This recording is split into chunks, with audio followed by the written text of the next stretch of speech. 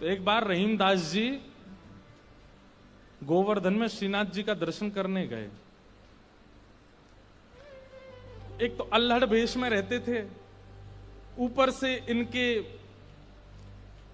किसी कारण से इनको मंदिर में नहीं घुसने दिया,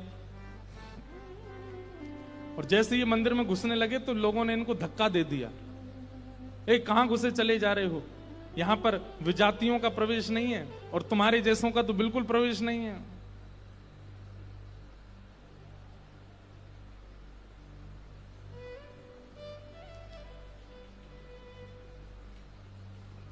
रहीम जी को इतना क्रोध आया, ठाकुर जी को ही सुनाने लगे बाहर बैठ करके। बोले आप कैसे परमात्मा हो, कैसे स्वामी हो, कैसे भगवान हो? इतनी दूर से मैं चल करके आया और आप मुझे दर्शन नहीं दे रहे हो, लोगों के द्वारा मुझे बाहर करवा रहे हो। इतने क्रोध में आ गए श्री रहीम जी। ठाकुर जी भीतर खड़े खड़े उनको पसीना आने लगा, बाहर खड़े खड़े रहीम जी गुस्सा कर रहे हैं। गुसाई जी भोग लेकर के गए, पर्दा जैसे किया, ठाकुर जी बोले हमको नहीं पाना। ठाकुर जी कुछ और बना के ले आऊं, ठाकुर जी बोले हमको वो भी नहीं पाना। गुसाई जी को लगा ठाकुर जी बहुत नाराज हैं, 56 भोग बनाओ। 56 भोग लेकर के गए, ठाकुर जी बोले बिल्कुल नहीं पाना, हमारा मन नहीं है। स्पष्ट ठाकुर जी बता भी नहीं रहे कि बात क्या है, लेकिन जो जो गुसाई जी प्रस्तुत कर रहे हैं सबके लिए मना करते जा रहे हैं, मुझे नहीं पाना। अंत में गुसाई जी ने कहा, बोले जय जय, कोई अपराध बना हमसे?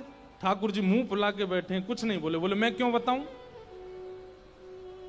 गुसाई जी समझ गए, बोले कि ओहो कोई अपराध ही बना है। तुरंत सबको बुलाया, बोले भैया आज किसी का अपमान किया, किसी का अपराध किया, कुछ हुआ था क्या दिन भर में?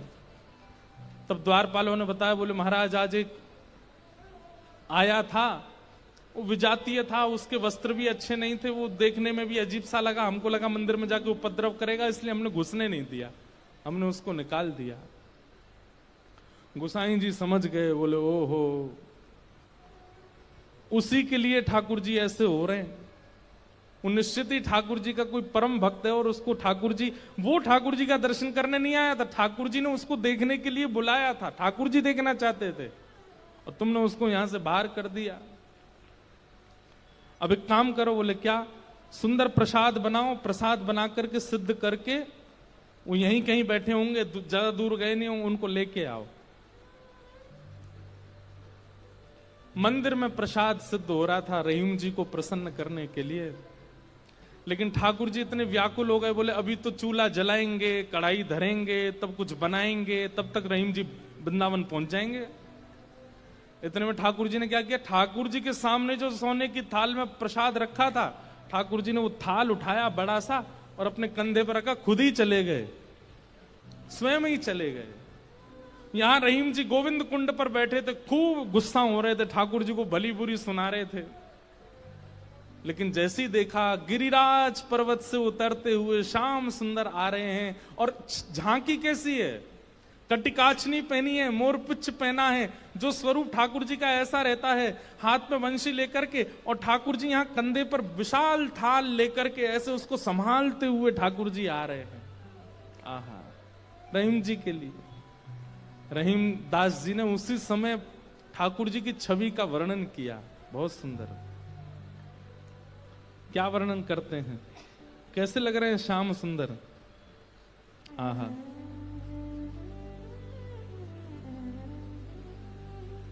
काछे काछिन कलित मुरली कर, पीत पिछोरी साल की, बंक तिलक के सर को कीन्हो, दुति मानो विदुबाल की, ओ छवि आवन मोहन लाल की, छवि आवन मोहन लाल की, छवि आवन मोहन लाल की, छवि आवन मोहन लाल की।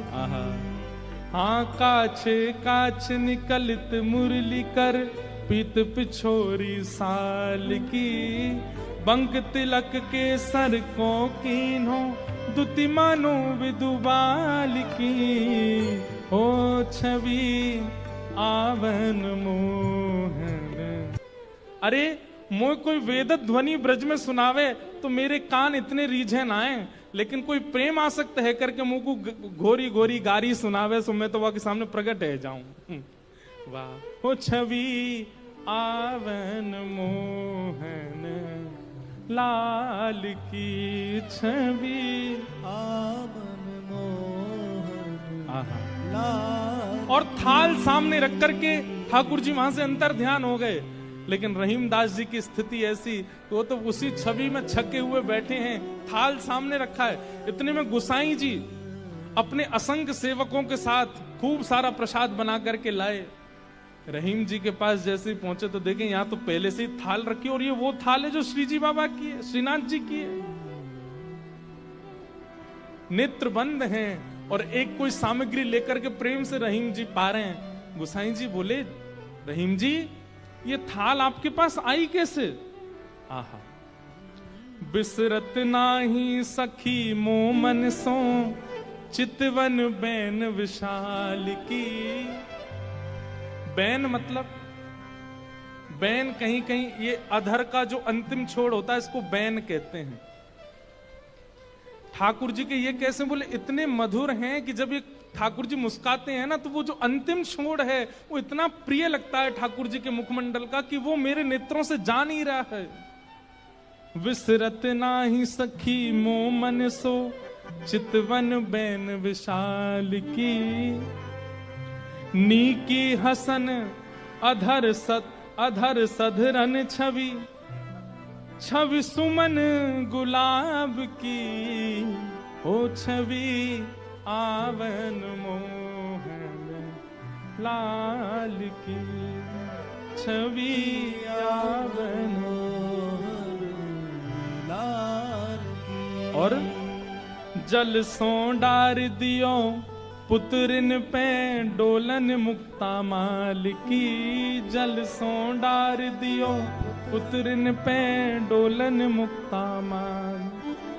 आप मोल बिन मोलन डोले बोलन मदन गोपाल की। आप मोल बिन मोलन डोलन बोलन मदन गोपाल की। हे छवि आवन मोहन लाल की छवि आवन मोहन लाल की। आहा आप मोल बिन मोलन डोलन बोलन मदन गोपाल की। इतने मूल्यवान श्री ठाकुर जी यहाँ पर बिनमोल की तरह डोल रहे थे, बोल रहे थे, चल रहे थे, बैठे थे।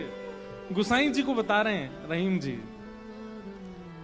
इतने मूल्यवान ठाकुर जी यहाँ पर बोल रहे थे, डोल रहे। देखो वो चरण चिन्ह दिख रहे हैं, यहाँ देखो, यहाँ से चंदन की सुगंधी आ रही, यहाँ बैठ गए थे आके और ऐसे मधुर स्वर बोल रहे थे कि अब मैं किसी और को सुनना नहीं चाहता उनके आगे। अरे यह स्वरूप निरखे सोई जाने। अरे जिसने वो स्वरूप देखा होगा, यह स्वरूप निरखे सोई जाने, यही रहीम के हाल की। यह स्वरूप निरखे सोई जाने, यही रहीम के हाल की। ओ छवि आवन मोहन लाल की छवि आवन लाल की। वहां रहीम जी के नेत्र सजल हैं और यहाँ गुसाई जी के सुनते सुनते नेत्र सजल हो गए। वाह ठाकुर जी आपकी लीला। यहां हम इतनी सामग्री सिद्ध कर रहे थे रसोई में, लेकिन आपसे इतनी प्रतीक्षा भी नहीं हुई, आप अपनी थाल लेकर के आ गए और ऐसी लीला करके गए रहीम दास जी के पास आकर के। ऐसे हमारे ठाकुर जी। वृंदावन धर्म अर्थ काम और मोक्ष सबसे परे है। वृंदावन के लिए तो केवल प्रेम जागृत हो जाए चित्त में, अत्यंत प्रेमी हो जाओ आप, और वो प्रेम ऐसा छकेगा। आप प्रेमी हो गए इसका प्रमाण क्या है? अरे श्याम वर्ण की कोई वस्तु कहीं दिख जाएगी, ऐसा लगने लगेगा ये कितने सौभाग्यशाली कि इनका श्याम वर्ण है। कृष्ण ने अपना वर्ण दे दिया है। किसी में दोष नहीं दिखेगा, सब में गुण दिखने लग जाएगा। मौन रहने का मन करने लगेगा। जब जब कृष्ण नाम ध्वनि होगी, ताल कैसी, स्वर कैसा, राग कैसा, उस पर ध्यान नहीं जाएगा, बस नृत्य करने का मन करेगा। वाणी गदगद हो जाएगी, सुनते सुनते कथा नेत्र सजल हो जाएंगे। प्रेम के बड़े लक्षण हैं, वो सब लक्षण धीरे धीरे प्रकट होने लग जाएंगे। बस वो प्रकट होने लग जाएं, फिर उसके बाद कहीं और मत रहिए, फिर तो वृंदावन आ जाइए, क्योंकि और कहीं रहेंगे तो पागल घोषित कर दिए जाओगे। केवल वृंदावन स्वीकार करेगा फिर। हो छवि यावन मोहन लाल की, छवि